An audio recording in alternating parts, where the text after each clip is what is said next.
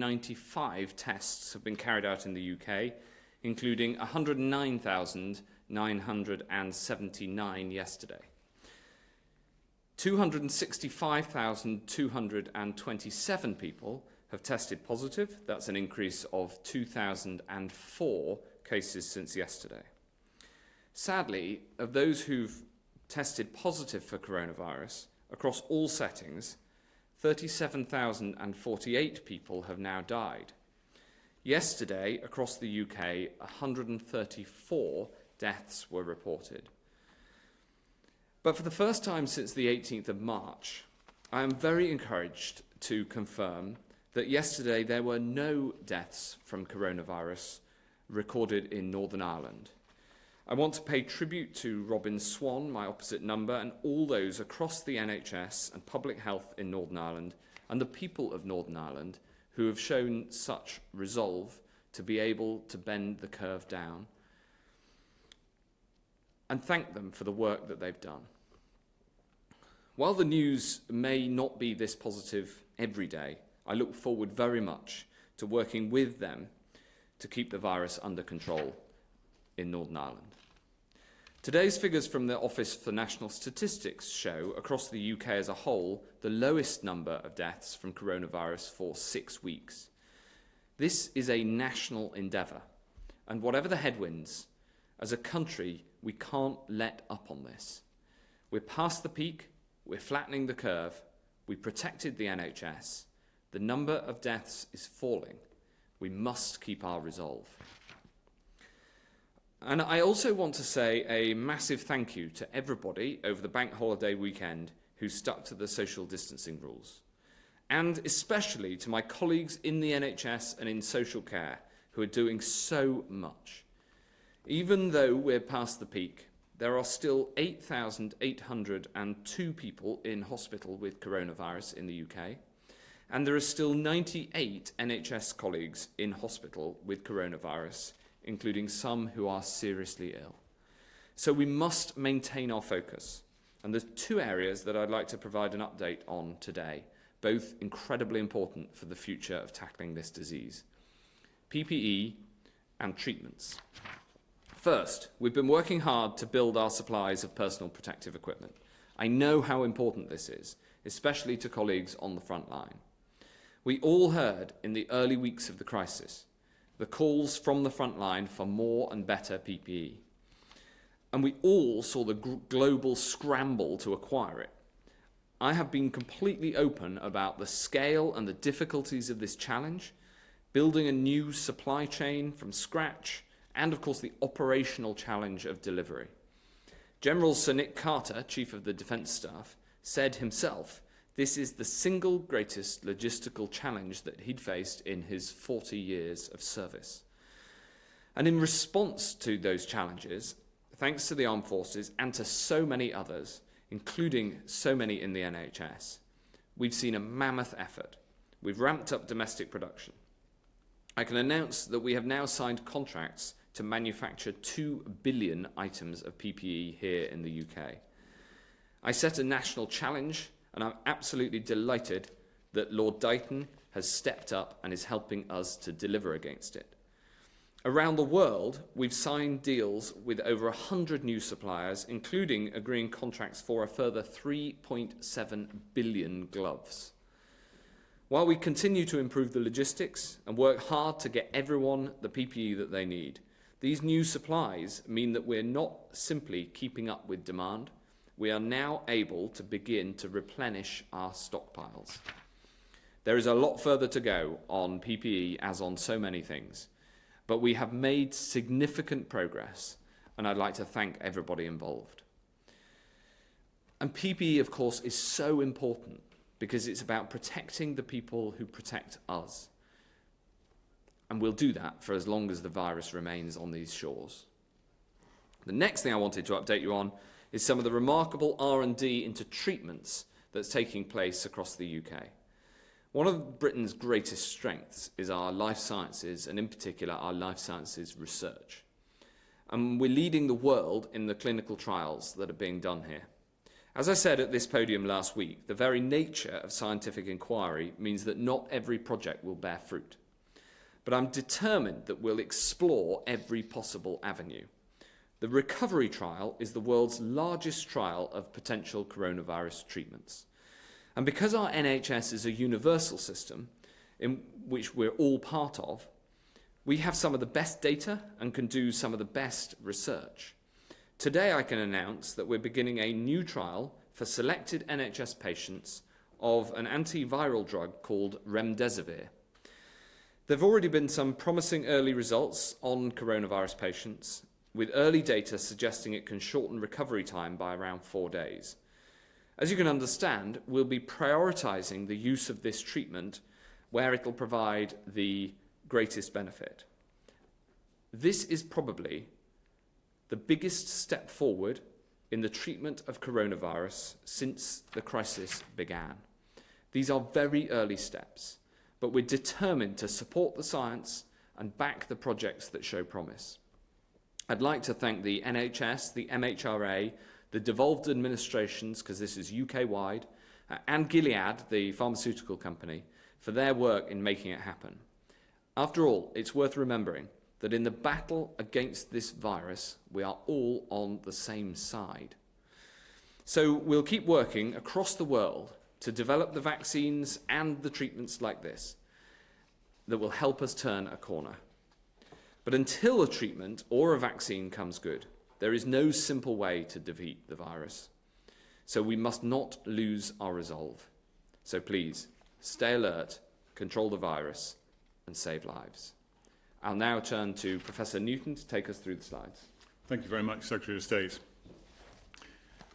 The first slide shows changes in transport use in the country, and the top three refer to motor vehicle transport, cars, light goods vehicles and heavy goods vehicles.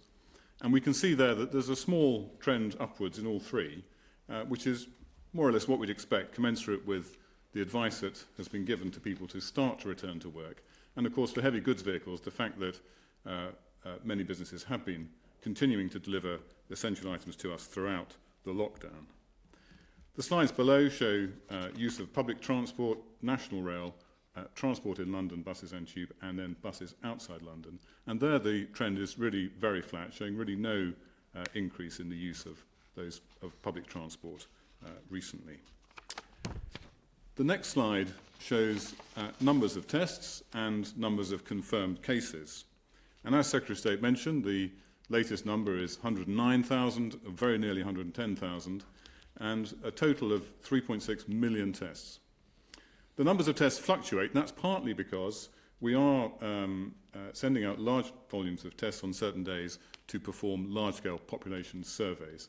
So the fact that the test numbers fluctuate is to be expected.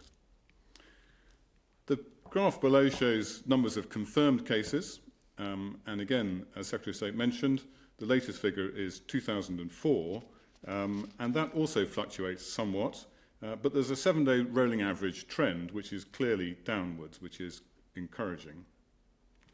It's important to understand that the number 2004 is an underestimate of the total number of cases in the country, because of course not every case that develops is tested or presents for symptoms, but it's a good indication of the overall trend.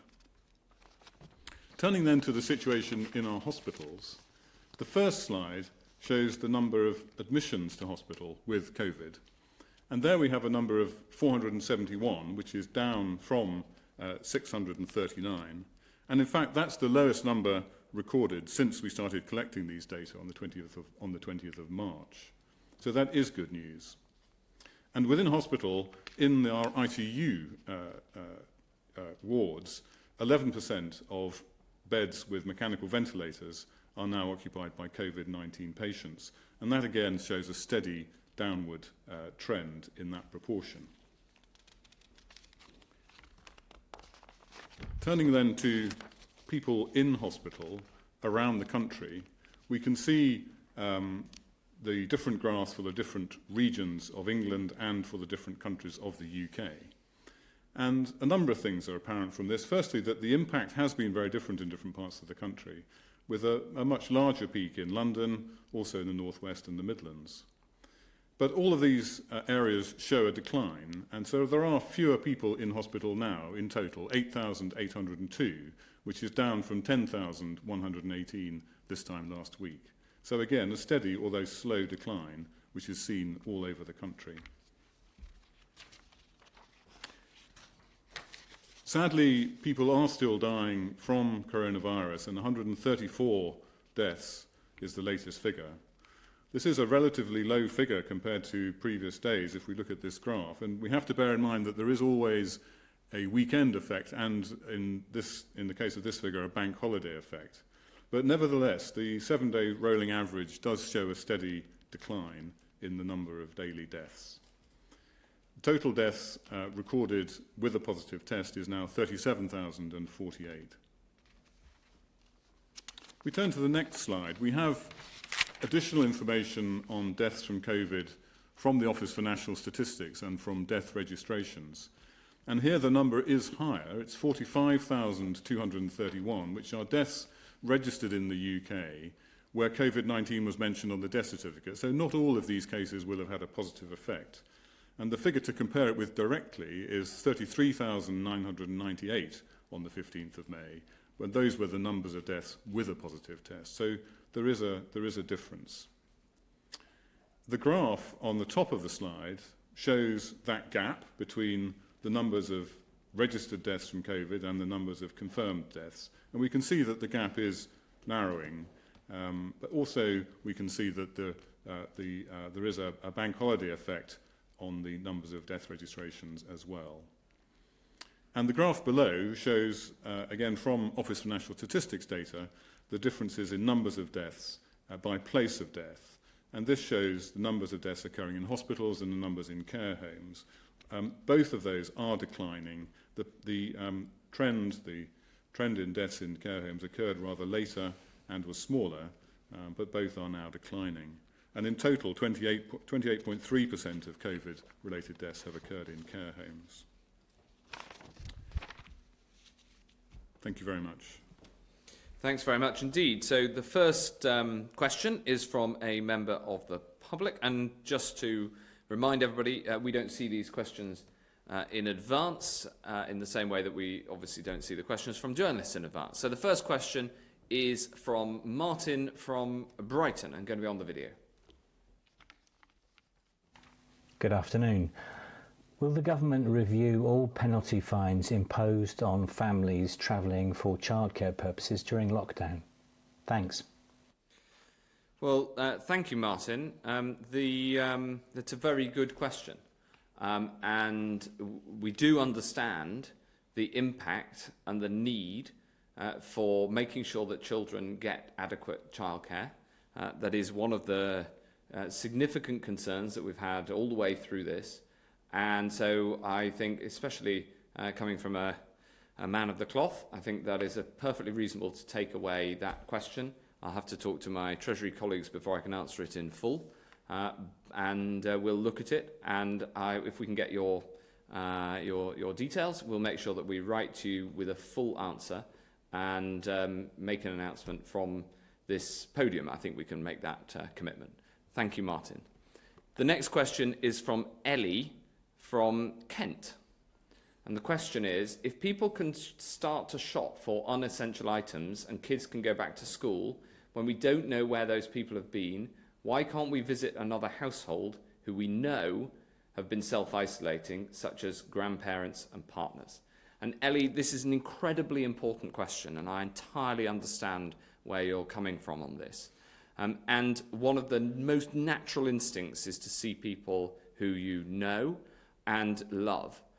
And one of the challenges is that it's very difficult to know where the virus has passed from and to.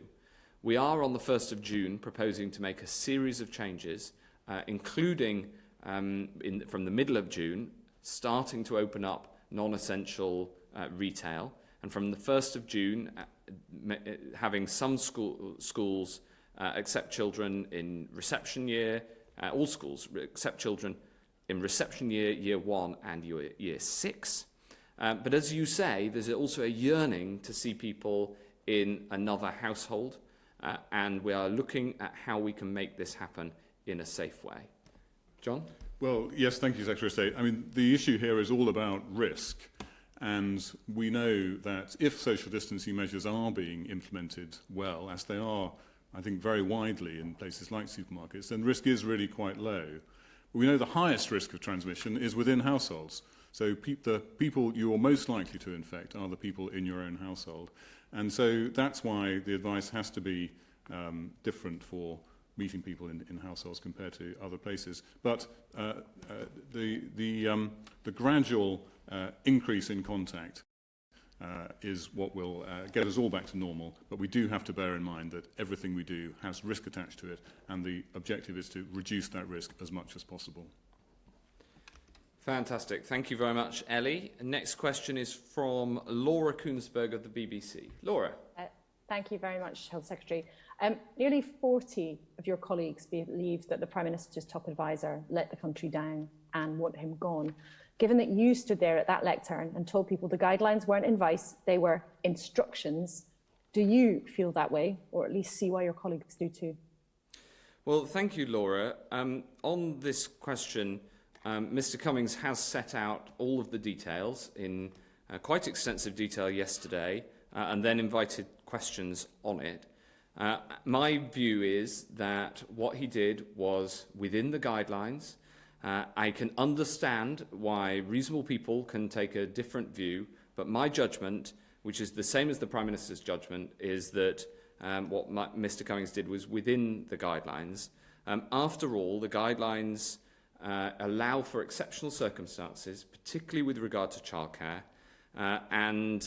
If you are, and we've stated before that if you're unable to look after a small child, that is an exceptional circumstance. So I think that within the guidelines, Mr. Cummings acted, and the most important thing is that we can get on and deal with the other issues, for instance, those that I've talked about today on PPE and on treatments. But, Health Secretary, do you admit that it's doing damage to the government's credibility and maybe undermining the message? I mean, you've just there at that lectern said, after a question from a member of the public, that you might review some of the fines that have been given to people if they were travelling for reasons to do with their children. This is making a difference, is it not, to what you're trying to do in government? No, I actually think that it's incredibly important that people keep their resolve. As we can see from the falling number of deaths, the falling number of hospital admissions, and as we stand up the increased test and trace capability, I think it's incredibly important that as a nation we keep our resolve. Everybody has a part to play in this, and everybody needs to act in a way that's responsible both for them and for their community. I think that I do think that's important, and I think it's important that we all stick at it. Thanks very much. Robert Peston from ITV. Secretary of State, you and your wife tested positive for COVID-19. You have 3 young children, but you chose to stay at home in London. What is the relevant difference between you and Dominic Cummings? The relevant difference, Robert, is that we had childcare readily available at home and Mr. Cummings didn't. Thanks very much. Ben Kentish from LBC. Thank you, Secretary of State. Health Secretary, 71% of people disagree with you and the Prime Minister. They think Dominic Cummings did break the rules, and because of that, confidence in the government has plummeted 20 points in just 4 days. Given how important that confidence is to pretty much everything you're trying to do, from maintaining social distancing to reopening the economy and getting people back to work, and the track and trace system that you're introducing next week, how much does that apparent loss of people's confidence worry you? And what do you say to those who say simply, that means you are risking people's health and the health of the economy, all people think, to save one number 10 advisor? What would you say to them? Well, of course, I understand the anger that some people feel, and I regret the anger that some people feel. And Mr. Cummings himself said that with hindsight, he should have got all these the facts out earlier. What I say is that it's incredibly important that as a country we focus on what we need to do now. And I've said this repeatedly through this crisis. You've got to wake up every day and work out what is the best thing to do next, and making sure, for instance, that we have the PPE available and that we protect people on the front line, making progress on these treatments, as I talked about. These are the critical next steps that we need to take, along with, as you said, making changes to the social distancing rules to allow people to get back to doing some of the things that they love. If you look at the earlier question from Ellie from Kent, it's all about how do we get back to a position where I can see my loved ones. These are the sorts of things that the country is yearning for, and I'm not underplaying the importance of the debate that there's been, and as I've said, entirely reasonable that reasonable people can disagree with the over what happened over the description of what happened over the weekend. But I'm here to focus on and really drive forward all of the other important things that we need to do as well. Thanks very much. Seb Payne from the FT. Thank you very much, Mr. Hancock. Mr. Hancock, as we've just heard, according to a poll conducted today after that press conference, 71% of the public said after hearing Mr. Cummings' versions of the events, they believe his drive to Durham broke the lockdown rules. You've just said that it didn't. Are you saying that 71% of the British public misunderstood those rules? And if so, does that mean you as a government have failed drafting them? And also, if you don't mind me asking, would you now advise Britons to use that discretion on interpreting the rules, or is that discretion just for people who work in Downing Street? Thank you. As I've said, it is incredibly important that people follow the guidelines. I was actually standing at this podium when the DCMO set out that clearly, as she put it, clearly if you have adults who are unable to look after a small child, that is an exceptional circumstance. And the guidelines were drafted with exceptional circumstances in mind. There were other exceptional circumstances that are set out that don't apply in this case, but describe some of the other exceptional circumstances that people face. Therefore, I think it is reasonable to conclude that the description of events that Mr. Cummings put out yesterday was within the guidelines. But I also, as I've said in answer, I think, to the first question, I do think I understand that reasonable people will disagree with that, and of course I understand some of the anger that boiled up over the weekend. Thanks very much. Joe Murphy from the Evening Standard. Joe. Secretary of State, on Monday there's going to be a major landmark with the beginning of Test and Trace, which will hopefully help beat this virus while reopening the economy. Professor Newton, as a noted epidemiologist, how important is it to the success of this great project that people obey the instructions they're given by contact tracers to the letter and to the spirit?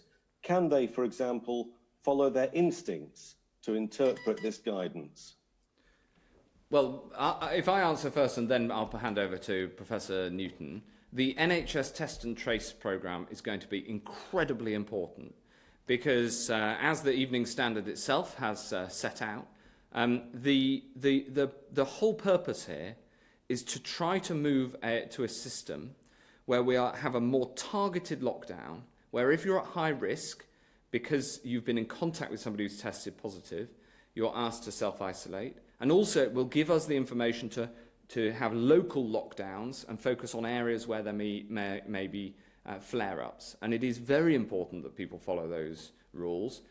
And they should do it, not do it for the government. People need to do this for themselves, for their loved ones, for their communities. It's incredibly important, and it will stop those local flare-ups from happening. John. Thank you, Secretary of State. Yes, so the Test and Trace programme is a very important contribution. It will allow us to control the virus in a different phase of the pandemic while we are returning back to normal. But it's important to stress that it has to be seen alongside other measures, such as continued social distancing wherever we can, and also basic hygiene, and all those things will contribute. Because we know that no country in the world that adopts test and trace, we will not be able to find every case, and we will not be able to trace every contact. But to your point, the programme will give contacts very clear instructions. They will be phrased as instructions rather than advice, and we do expect people to follow them. Thank you. Thanks. Mr. Hancock, yes. You're going to be asking families to isolate for 2 weeks on the say-so of an official, even if they don't have symptoms. Can you make that big ask if the people who are writing the orders aren't following them? Well, as I said, Joe, I think that it is incredibly important that people play their part in the test and trace system. It will be somebody from the NHS. These are all signed off by the NHS. So people are doing this. You know, they're not doing it for me. People are doing this for their loved ones. If you're phoned up and asked to self-isolate, even though you're perfectly healthy, because you've been in close contact with somebody who's tested positive, then it's your civic duty to then self-isolate for yourself, for your community, for your family. And we all need to come together to do this, and that will then in turn allow us to lift some of the measures that currently are blanket measures across the whole of society and have to be blanket measures until we have the NHS test and trace system up and running and in place. So it is very important, and we're asking people to do this for their community and to ensure that there aren't those local flare-ups that would then require us to take more specific targeted action across a whole area, for instance, across a whole town. Thanks very much. Finally, Phil Coleman from the News and Star.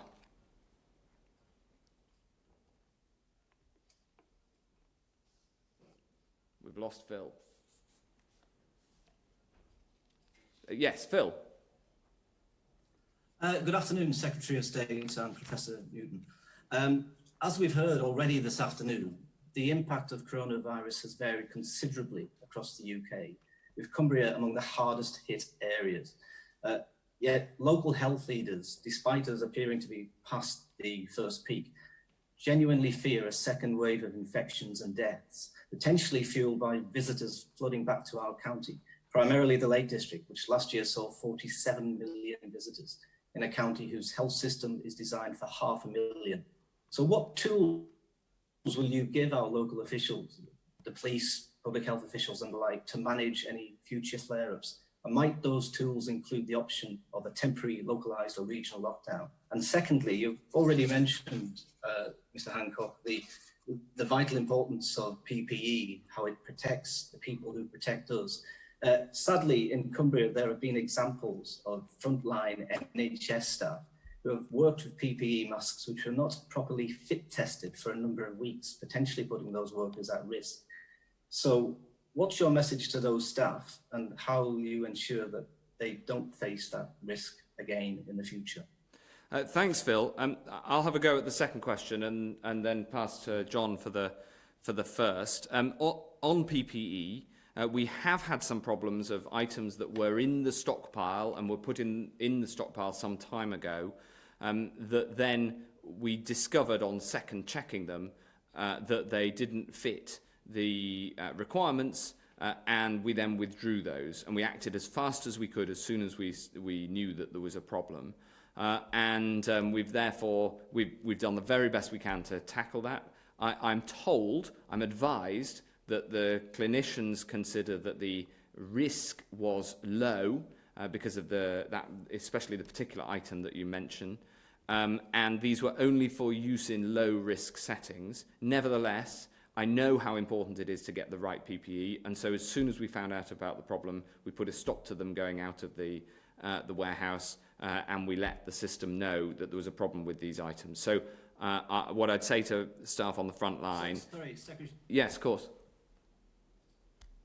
Apologies. The problem here wasn't so much the kit that was of adequate quality.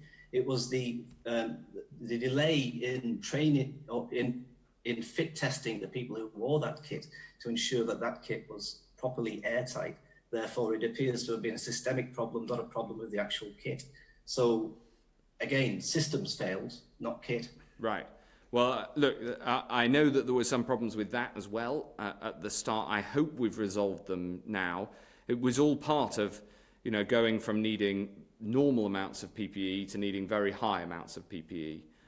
And I will personally make sure that the specific example that you raise is looked into. And why don't we speak again once I've been able to look into it and get you a full answer. On the second point, I know that there's been a specific problem in terms of flare-ups and in terms of the number of cases, particularly in Barrow-in-Furness. And I've been talking to the local MP about this, who's doing a brilliant job in bringing matters to my attention locally. And the short answer is yes, we will have local lockdowns in future where there are flare-ups. And we have a system that we're putting in place with a combination of Public Health England and the new Joint Biosecurity Centre, along with the local directors of public health who play an absolutely crucial role in the decision-making in this system, to make sure if there is a local flare-up, we have a local lockdown. So local lockdowns will be part of the future system that we put in place as part of the NHS test and trace system. And that's the short answer. Professor Newton can give you the long answer. Well, it's a pretty good answer. I think your question is a really good one because it emphasises the fact that whatever measures we put in place have to work everywhere in the country, and all different areas will have their own different considerations. The Lake District is a very special place. It has a lot of visitors, has a lot of open spaces, and it's difficult to reach parts of it. But other parts of the country have different challenges.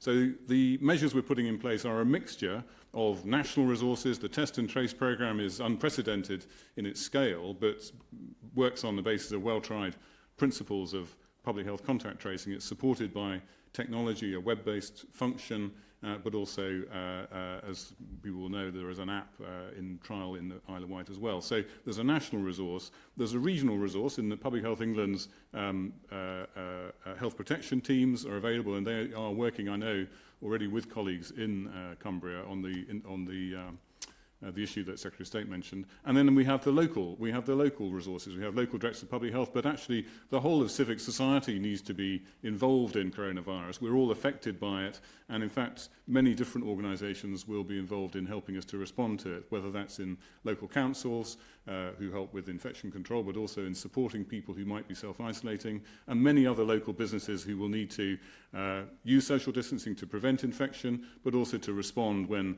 their employees are asked to self-isolate and support them. So it is a whole country effort. It has a national component, but it has a very important local component as well, which needs to reflect the things that you described, the special characteristics of different parts of the country.